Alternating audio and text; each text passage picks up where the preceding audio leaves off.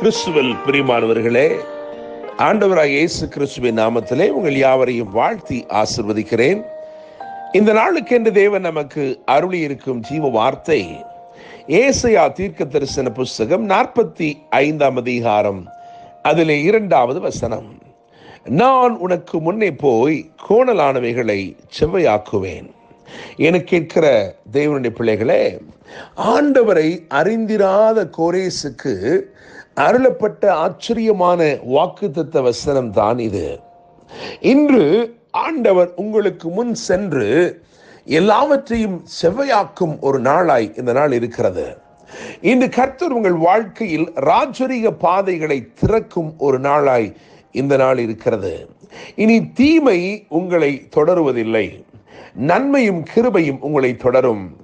அவருடைய நேசம் உங்கள் மேல் படரும், அவருடைய மேன்மை உங்களை தேடி வரும். தேவனுடைய பிள்ளைகளே, இந்த ஆச்சரியமான அதிகாரத்திலே முதல் வசனத்தை கவனிக்கும் பொழுது, இந்த முதல் வசனத்திலே 3 காரியங்கள் சொல்லப்பட்டிருக்கிறது. அவைகளைத்தான் இந்த நாளின் வசனத்திற்கு ஆதாரமாய் தியானிக்க இருக்கிறோம். முதலாவது காரியம் அங்கே சொல்லப்பட்டிருக்கிறது. கவனிக்கும் பொழுது, அவர் கீழ்ப்படுத்துகிறவராக இருக்கிறார்.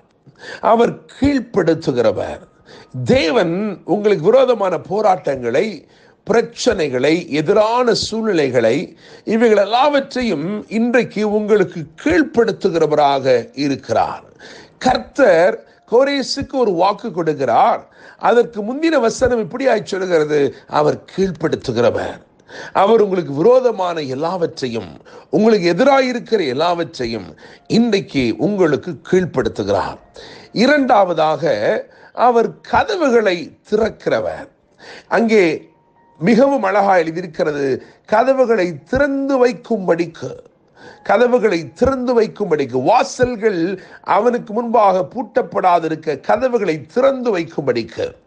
இந்த தேவன் கீழ்ப்படுத்துகிறவர் மாத்திரமல்ல, இவர் கதவுகளை திறக்கிறவராயிருக்கிறார்.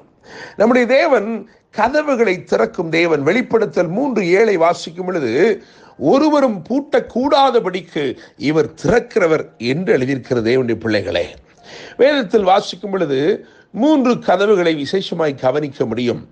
முதலாவதாக, ஆதியாமத்தின் புஸ்தகம் 7 அதிகாரம் 16 வசனத்திலே அங்கே நோவாவின் பேழையில் இருந்த மரக்கதவை குறித்து வேதம் சொல்கிறது. அந்த கதவை கர்த்தரே பூட்டினார் என்று எழுதியிருக்கிறது. கர்த்தர் கதவை அடைத்தார் என்று எழுதியிருக்கிறது.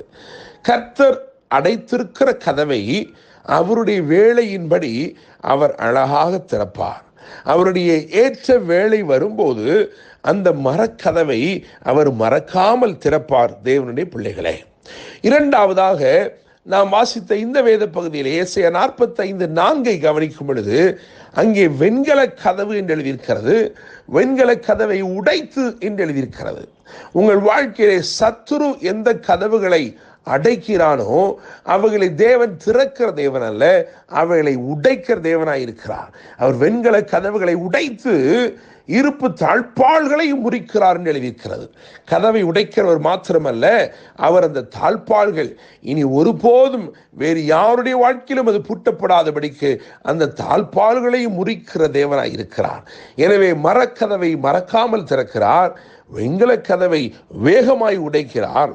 மூன்றாவதாக, இருப்பு கதவு என்று எழுதியிருக்கிறது. அப்போஸ்தலர் 12:10 வாசிக்கும் பொழுது, நகரத்திற்கு போகக்கூடிய இருப்பு கதவு அது தானாகவே திறவுண்டது என்று எழுதியிருக்கிறது.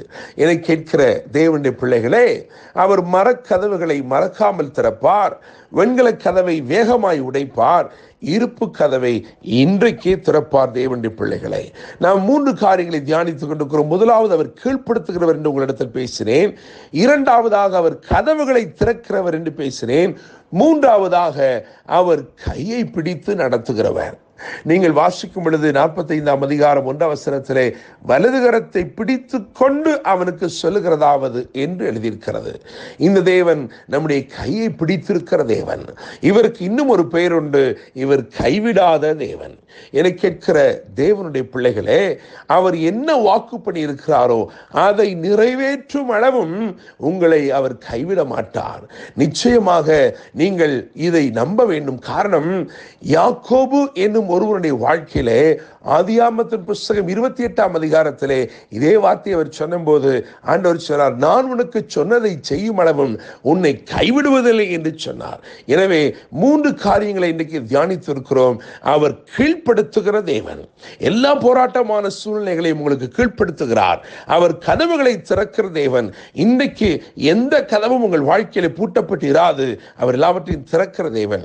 3ஆவதாக அவர்கள் கையை பிடித்து உங்களை கைவிடாமல் நடத்துகிற தேவன். அவர் உங்களை பார்த்து வாக்கு பண்ணுகிறார், நான் உனக்கு முன்னே போய் கோணலானவைகளை செவ்வையாக்குவேன் என்று சொல்லி கர்த்தர் தாமே இந்த வார்த்தைகள் மூலமாய் இன்று உங்களை ஆசீர்வதிப்பாராக. என்றும் அன்புடன் pastor Daniel Moses. God bless you.